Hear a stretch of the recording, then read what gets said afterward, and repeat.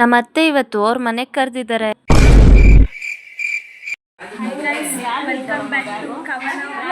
ಕೀರ್ತನ ನಿಮ್ನ ವೆಲ್ಕಮ್ ಮಾಡ್ದಂಗ ನಂಗೆ ಏನ್ ಅನ್ಸ್ತು ಗೊತ್ತಾ?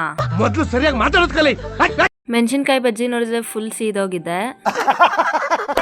ನಾನು ಮತ್ತೆ ಕೀರ್ತನ ಬೆಳಗ್ಗೆನೆ ಹೋಗಿದ್ವಿ.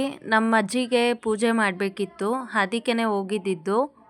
ಮಮ್ಮಿ ಊಟದ ಟೈಮಲ್ಲಿ ಪರ್ಮಿಷನ್ ಕೇಳ್ಕೊಂಡು ಬಂದಿದ್ರು. ಪೂಜೆ ಮಾಡೋದಕ್ಕೆ ಈ ಥರ ರೆಡಿ ಮಾಡಿದ್ರು. ರಿಲೇಷನ್ ಅಂತ ಬಂದರೆ ಇವನೇ ಲಾಸ್ಟ್ ಹುಡುಗ. ಬಟ್ ಎಲ್ಲರಿಗಿಂತ ತುಂಬ ಜಾಸ್ತಿ ಮಾತಾಡ್ತಾನಂದ್ರೂ ಅವನೇನೆ. ನಮಗೆಲ್ಲ ಗೊತ್ತಾಗೋಯ್ತು. ಎಲ್ಲರೂ ಸಿಗೋದೇನೆ ರೇರು. ಬಟ್ ಎಲ್ಲರೂ ಮನ್ಸಾರೆ ನಾವಂತೂ ತುಂಬ ಎಂಜಾಯ್ ಮಾಡ್ತೀವಿ ಅಲ್ಗೋದ್ರೆ.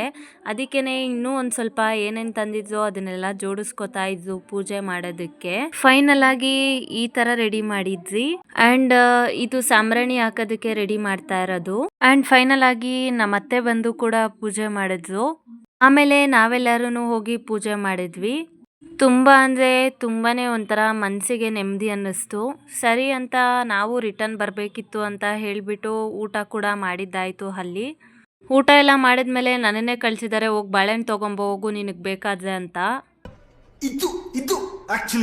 ಸರಿ ಅಂತ ಅಲ್ಲೋಗ್ಬಿಟ್ಟು ತೊಗೊಂಬಂದಿದ್ದು ಕೂಡ ಆಯಿತು. ಆಮೇಲೆ ಮನೆಗೆ ಬರ್ತಾ ನೋಡಿದ್ರೆ ಈ ಥರದ ಊರೂರೇ ಜಾತ್ರೆ ಅನ್ನೋ ಥರ ಫುಲ್ಲು ಸಖತ್ತಾಗಿ ಮಾಡಿದ್ವು ಅಂತ ಅಂದ್ಕೊಳ್ಳಿ. ಗಣೇಶಂಗೂ ಹೋಲಿ ಹಚ್ಬಿಟ್ಟವ್ರು ಯಾರೋ. ಆ್ಯಂಡ್ ನಾನು ಮನೆಗೆ ಬರೋ ಅಷ್ಟರಲ್ಲಿ ಒಂದು 9:30 ಆಗಿತ್ತು ಅಂದ್ಕೊಳ್ಳಿ. ಆವಾಗ ನಮ್ಮ ಏರಿಯಾದಲ್ಲೂ ಗಣೇಶ ಎತ್ಕೊಂಡು ಹೋಗ್ತಾಯಿದ್ರು. ಹೋಪ್ ಈ ಒಂದು ವ್ಲಾಗ್ನ ಎಂಜಾಯ್ ಮಾಡಿದ್ರಿ ಅಂತ. ನೆಕ್ಸ್ಟ್ ವ್ಲಾಗಲ್ಲಿ ಪಕ್ಕಾ ಸಿಗ್ತೀನಿ, ಫಾಲೋ ಮಾಡಿ.